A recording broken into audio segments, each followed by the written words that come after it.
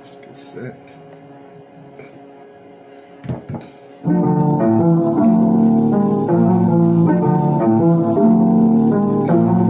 The Walt G Love broadcast.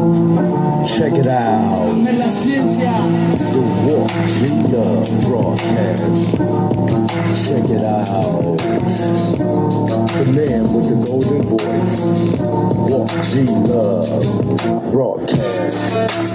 Check it out.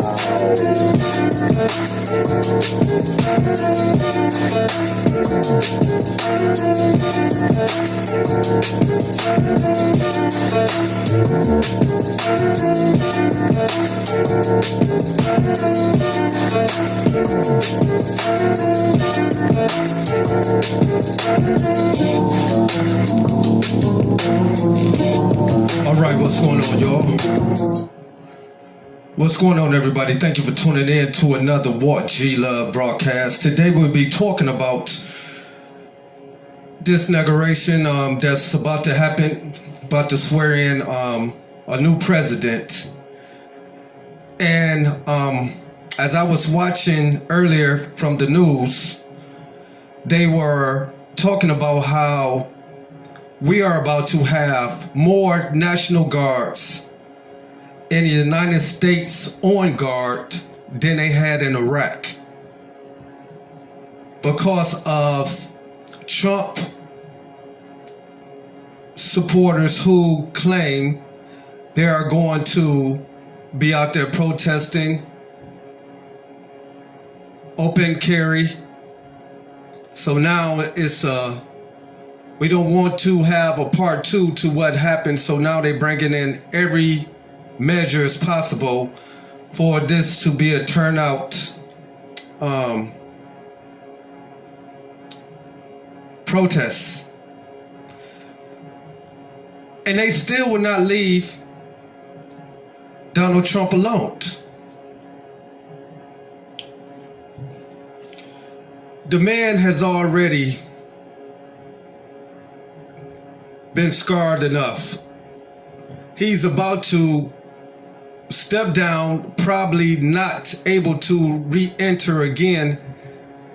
He faces these allegations and charges that, and the first president to be impeached twice. And why is Nancy pursuing it so hard? That she just can't let the man who has fallen in percentage as to what America thought about his performance as president. Now, I'm gonna get into some of these. Let's listen. It's always better to let you listen to what was said before I continue. Let's talk about the National Guards being in place. U.S. Capitol is a fortress. 20,000 National Guard troops are on watch. More are on the way. We are committed. 20,000. You heard that? 20,000. One more time. 20,000. Committed to an orderly transition and to a safe. U.S. Capitol is a fortress. 20,000 National Guard troops are on watch. More are on the way. We are committed to an orderly transition and to a safe inauguration. The Vice President's pledge 1 week after armed rioters stormed the Capitol. 5 people, including a Capitol police officer, died. Every day, authorities make new arrests, including Jacob Chansley, who allegedly warned the vice president in a note, quote, that was one of the protesters. The TSA may add those arrested to the no-fly list ahead of Wednesday's transfer of power. We are seeing an extensive amount of concerning online chatter. That's the best way I would describe it. Authorities haven't announced any specific threats, but the FBI and Secret Service have D.C. fortified with more troops than in Iraq and Afghanistan combined. You heard that. Authorities arrested a man with a Glock, ammunition, and unauthorized credentials trying to enter a restricted area in Washington. After being released, he claimed he got lost. I forgot my firearm was in the truck. I was trying to make it to work. The nation's governors layering on extra protection in state capitals across the country. We take the threats to our capital and to our citizens incredibly seriously. There are people in our country who want to turn peaceful protests into opportunities for violence. Multiple. That was one report. And this is what they are trying to convince the people to believe. Now let me tell you something. As it comes to these protesters, these groups that they're talking about, ladies and gentlemen, once the public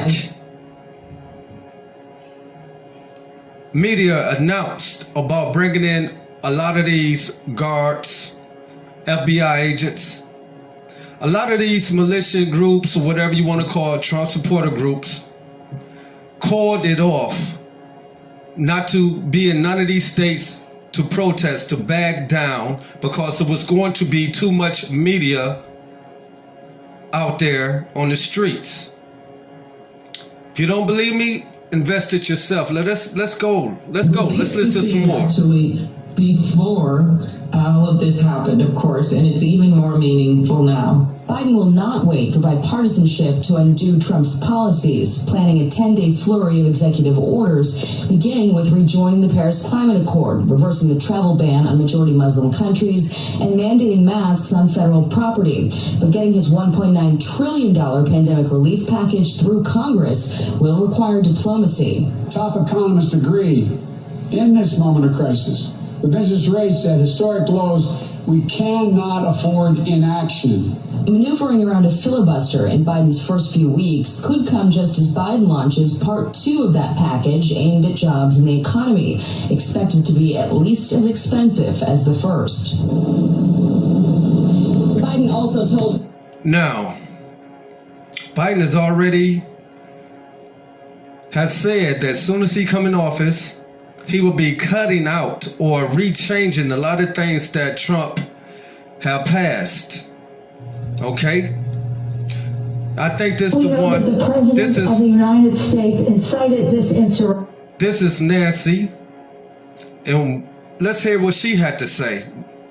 The woman who has put up the second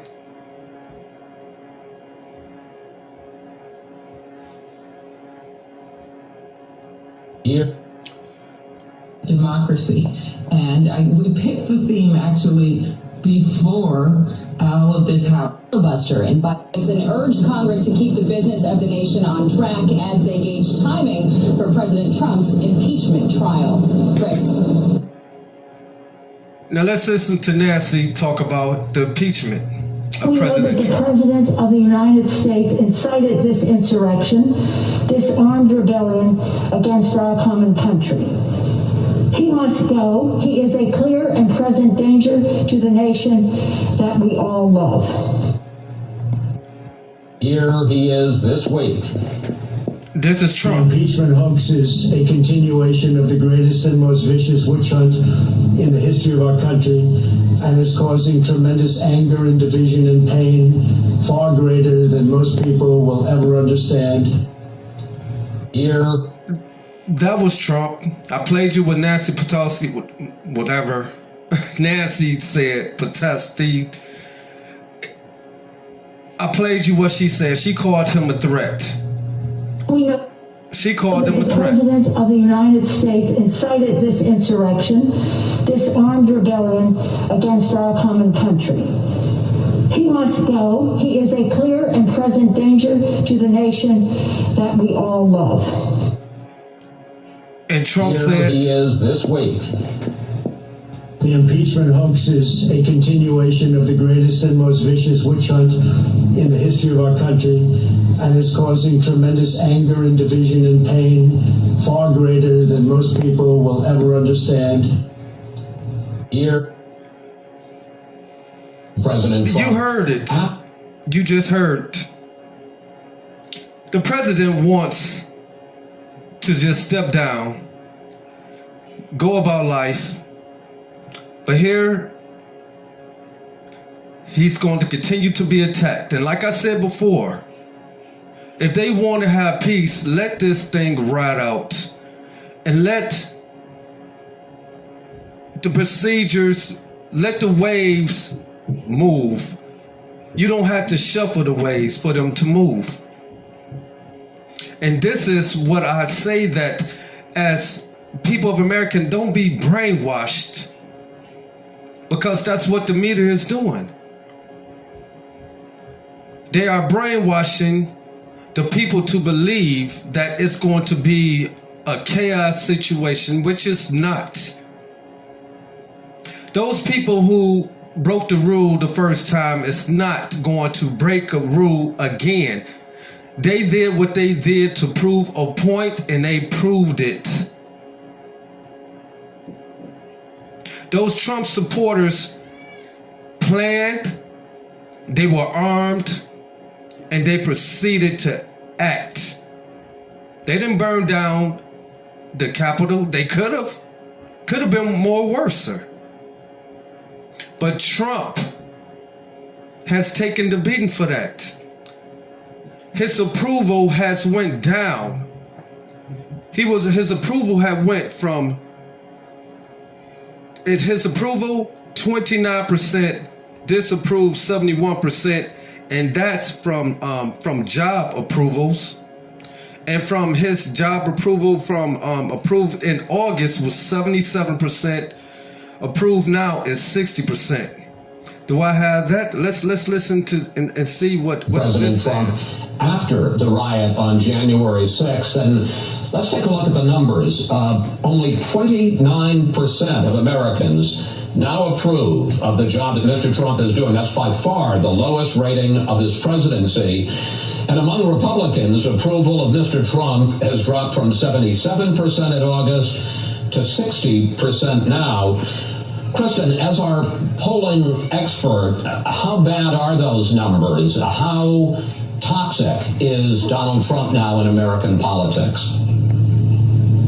Those numbers are not the way you want to leave the presidency. It really reflects a legacy that is not going to be remembered for the things that many of Trump's senior staff were hoping to go out and be remembered for. Right now, within the Republican Party, I think that decline in his job approval among Republicans is so fascinating, because it's an open question how much Donald Trump will be considered a leader of the party moving forward. In that same poll, they asked Americans, do you want Donald Trump to remain a major figure in American politics? Only 29% of Americans said yes. There's a real, I think, Trump fatigue out there. And even among Republicans, it was relatively split. I think this is a party that's going to have to grapple with the fact that it has a base of supporters who really like Donald Trump. They think that he's done the right thing since the election. They think that he was wronged. And a broader voter base. And by the way, that's for the folks in the Senate, who they'll be very responsive to, because they don't have sort of gerrymandered or safe districts in most cases, who are just ready for Trump to be gone and off the scene. Now you heard them say that they just ready. Everyone is ready. But here we have the Democrat Party that won't let this rest.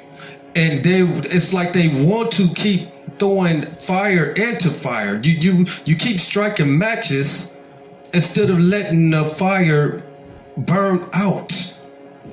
And if people continue to believe this, let me tell you something. You will be a dumbass if you call yourself about to arm up and go and stand in front of the Capitol, wherever, and protest, and you got the National Guards who are trained.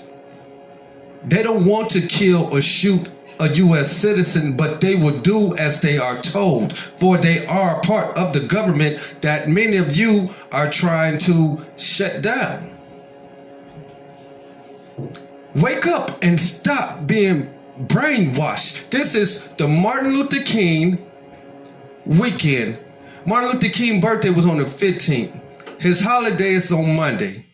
All this unnecessary distraction is stopping what's really should be considered as us as people coming together, finding peace, finding a way to get over our racism, which will never end, because as long as you have people who live in certain part of communities, they are going to live and they're going to abide by those community guidelines. If you in the suburbs, you're going to maintain yourself and you're going to act a certain way because of the way the suburbs act. If you are in a city, then you're going to act like inner city people act. If you act hood, you're going to be in the hood area. You're going to have that mentality. We all country people who live in the country do not have to get adapt to city lifestyle if they are country raised and born. It's not that they are racist against anyone. That's just how they are raised. That's just how that's their culture. That's their belief. That's why they moved to the country. People who don't want to be in the inner city move out of the city to the suburbs. It's mixed now. It was a time that black and white could not be in an area, not unless the black person was a maid or butler or work in the fields. But Martin Luther King has broken that boundary, but we still are brainwashed. We still don't see how far we have came as people. You still think that you are slaved, and you think that this is all about black against white. It's been over 400 years. And Negroes is still feeling that we can't make it. We have not approved. We have came a mighty long way. And I know if Dr. Martin Luther King was here today, he would say himself that we have came a long way. We are not in a situation where black people had to drink from different water fountains from white people. We are not in a situation where we could not sit at the damn dining table with white people. We had to be in the back of somewhere and eat to ourselves in a small ass area. Those days are over. There was not black men who could marry a white woman. There was not a white woman who can have a black man. Now everyone can be one another, can join partnership.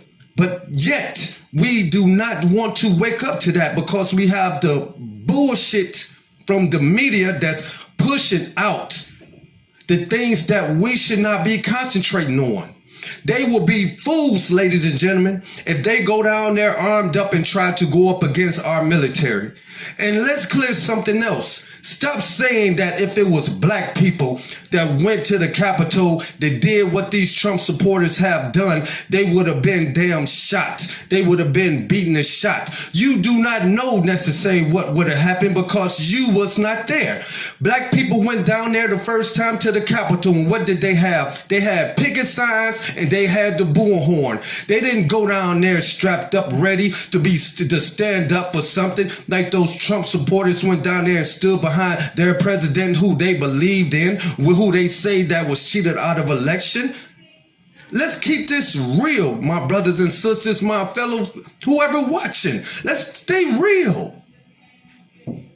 Black people, if they would have had the heart and went up against the guards or whoever, it might have been someone hurt, but you do not know because it did not happen. But now that they are putting all this out in the air, or if it would have been black people, man, we know that they would have been beat. We know it would have been some shot. People shot. People were shot at the Trump, at this last one. They made their point. And I'm not pursuing and saying that this is the way we should go, but I'm saying if you're going to stand up all the way. If you're going to be down for something, be ride or die with it, or don't be a part of it.